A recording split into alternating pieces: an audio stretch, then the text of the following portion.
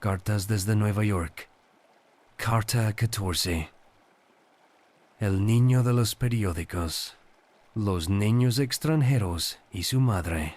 La mujer caída en la calle. El cementerio de los pobres. 17 de febrero de 1842. Suscríbete y sigue el murmullo de la historia. Siempre he sentido impaciencia por la llegada de la primavera, pero nunca tanto como ahora. Un poco más de paciencia, y pronto volveré a encontrar las delicadas flores escondidas bajo las hojas del otoño, fragantes como el aliento de un niño. Mi espíritu anhela los paseos por el campo. En la ciudad todo se siente triste. Las calles parecen cerrar el cielo, como si el comercio mismo se interpusiera entre el alma y lo divino. La multitud que pasa y vuelve a pasar me quita la libertad, sin ofrecer simpatía alguna. La soledad que se siente entre tanta gente es aún más pesada que en la inmensidad de un bosque. Donde hay campos y árboles encuentro un hogar. Cada hoja teñida, cada piedra brillante es un amigo. Y cuando descubro una flor silvestre, me lleno de alegría infantil, como aquel viajero que, en Londres, reconoció un ave de su tierra y la saludó con entusiasmo. Pero entre estos enormes edificios de mármol me siento solo. Durante 8 largos meses he visto apenas 2 rostros conocidos en las abarrotadas calles. Algunos quisiera no volver a verlos, pero me persiguen en los sueños, apareciendo con el amanecer. Ojos suplicantes que piden consuelo y esperanza que no tengo cómo dar. Miradas hambrientas que un día buscaron compasión y que hoy han quedado mudas en una desesperanza callada. A través de los rostros más duros y cansados, el alma humana aún mira al mundo, a veces con burla, a veces con desafío. Y sin embargo, en cada uno lee la capacidad de algo inmenso, como el roble majestuoso que ya está contenido en la pequeña bellota que pisamos sin cuidado, y que tal vez marchita por no encontrar suelo donde echar raíces. El otro día salí a caminar solo para tomar aire, sin esperar más placer que despedirme del sol poniente en la explanada junto al mar y recibir el último soplo fresco de la brisa antes de que se mezclara con el aire de la Frome. La ciudad. No había caminado mucho cuando encontré a un niño pequeño de unos 4 años, con un montón de periódicos casi más grandes que él bajo el brazo, y otro apretado en su mano roja por el frío. La dulce voz de la infancia estaba ya gastada, transformada en gritos agudos de vendedor callejero. Tenía los labios morados, estaba helado y desanimado. Ojalá los ángeles lo protejan. Yo quería abrazarlo y darle calor. Lo seguí con la mirada mientras se alejaba temblando, y mi imaginación lo llevó hasta el sótano oscuro donde probablemente dormía sobre paja sucia. Lo vi siendo castigado después de un día de trabajo, porque no había llevado suficiente dinero a casa. Lo vi, años después, confundido en una oficina de policía, rodeado de rostros fríos, sin entender las palabras de la ley ni distinguir claramente entre el bien y el mal. Aquel niño aprendía solo que esas voces duras no eran sus amigos, y de esa conclusión nacía en él el rencor.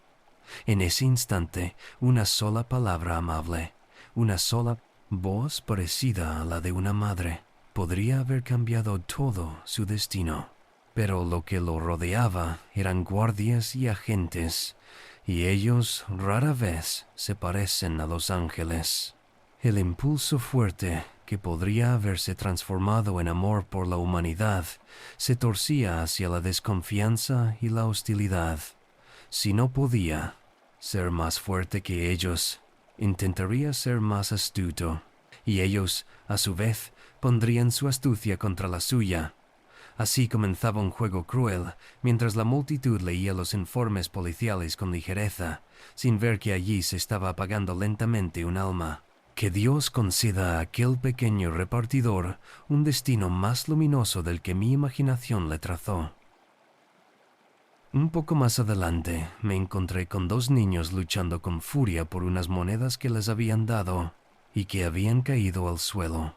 Tenían el cabello oscuro y enredado, los ojos grandes y brillantes, y una piel morena que los hacía parecer venidos de climas soleados, quizá de Italia o de España. Eran sin duda criaturas que un artista habría querido pintar. Cerca de ellos, en los fríos escalones de piedra, estaba sentada una mujer muy delgada y con ropas desgastadas, que por el parecido de sus ojos pensé que debía de ser su madre. Ella miraba la pelea con una indiferencia cansada, como si viera sin ver. Le hablé, pero solo respondió con un gesto triste que me hizo entender que no comprendía mi idioma. Pobre viajera sin hogar. Cuánto hubiera deseado colocarla a ella y a sus hermosos hijos bajo la sombra de vides soleadas, rodeados por la música de su tierra natal. Le di unas monedas, aunque la fría lógica diga que tal acto no cambia el mundo. Sé que solo alimentan el cuerpo y no el corazón, pero mi impulso de compasión no me permitió hacer otra cosa. Al levantar la vista sobre la cabeza de aquella mujer, vi tras el cristal de un escaparate enormes jarrones de oro y plata, trabajados con arte. Ellos hablaban con elocuencia de los contrastes tristes de este mundo. Pensé, si la ley del amor gobernara, habría aún más abundancia de oro y plata, pero no existiría nadie temblando bajo su brillo burlón. Todos serían más ricos y ninguno más pobre. ¿Cuándo aprenderá el mundo esta sabiduría? ¿Cuándo la gran discordia se transformará en armonía celestial? Cansado de las calles, pensé en volver, pero la naturaleza me llamó desde la explanada junto al mar. El crepúsculo me dio la bienvenida, como si la juventud de la primavera hubiera puesto su manto rosado sobre el anciano. Invierno. Abrí mi corazón a aquella alegría, y por un instante olvidé que la tierra no es reflejo perfecto del cielo. Pero la ilusión duró poco. Bajo los árboles sin hojas encontré a dos niños pobres, dormidos abrazados uno al otro. Recordé haber leído en los informes policiales que habían sido encontrados así y llevados como vagabundos. Su historia era sencilla y triste. Ambas madres habían muerto hacía meses. Ellos se habían hecho amigos inseparables. Habían pedido juntos en las calles, pasado hambre juntos y dormido bajo las estrellas frías. El aire dejó de parecer cálido y limpiando una lágrima me apresuré a volver a casa. Al doblar hacia mi calle tropecé con algo en el suelo. Era una mujer tendida, aparentemente inconsciente, con las ropas empapadas por las aguas sucias de las calles de Nueva York. Los que se acercaron dijeron que había caído al suelo después de beber demasiado y que el golpe la había dejado sin sentido. La llevaron a la casa de guardia y un médico prometió atenderla. Pero yo no podía dejar de pensar que el verdadero golpe estaba en su corazón, en emociones tempranas reprimidas, en afectos nunca correspondidos, en esperanzas marchitas y energías malgastadas por ignorancia. Si pudiera contarlo, su historia conmoviera a cualquiera, como lo hace una obra de arte. Aquella jornada parecía perseguirme con voces de sufrimiento humano. Más tarde, en la noche, escuché ruidos en la calle, y al asomarme vi a otra mujer tambaleante en manos de un guardia. Alcancé a oírla decir con voz humilde: «Muchas gracias, señor. Me gustaría ir a casa». La manera sencilla y triste en que pronunció esas palabras y la idea de que ella llamaba hogar al sitio donde sería encerrada fue demasiado para mí. Me escondí bajo la almohada y lloré, porque mi corazón estaba a punto de romperse con la miseria de mis semejantes. Pensé entonces que no volvería a salir hasta que los campos se tiñeran de verde. Pero mi mente y mi cuerpo pedían aire libre, pedían el cielo azul que abraza a todos. Y así volví a caminar, bajo un sol de febrero tan suave, como un aliento de junio. Mi espíritu se fortalecía mientras pasaba junto a la vieja iglesia de Stuyvesant, que pocos años antes estaba rodeada de campos y casas de granjeros holandeses, y que ahora se alzaba entre calles y pobladas. Seguí hacia los barrios nuevos, con casas cuidadas y verandas verdes, hasta que llegué al cementerio de los pobres.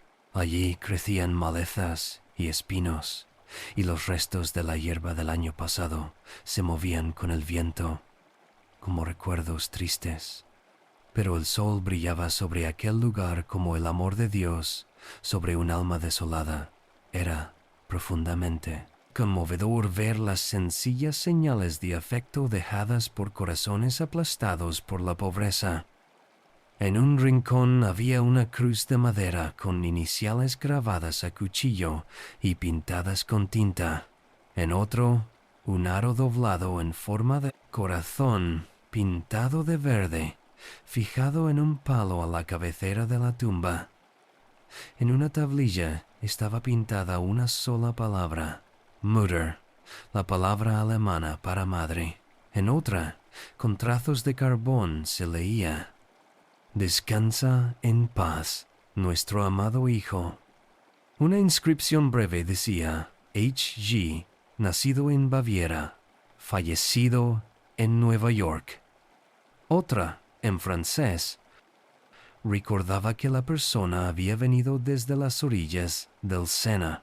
La gran cantidad de epitafios en lenguas extranjeras me conmovió. ¿Quién podría decir con qué esperanzas habían dejado sus tierras aquellos que ahora descansaban allí? Desde los hogares de Alemania, las colinas soleadas de España, los cielos alegres de Italia o los paisajes de Suiza, habían partido llenos de sueños. No derramarían lágrimas sus amigos al saber que terminaron en una fosa común, con las iniciales grabadas apenas en una tabla frágil. Algunos ni siquiera tenían esa memoria.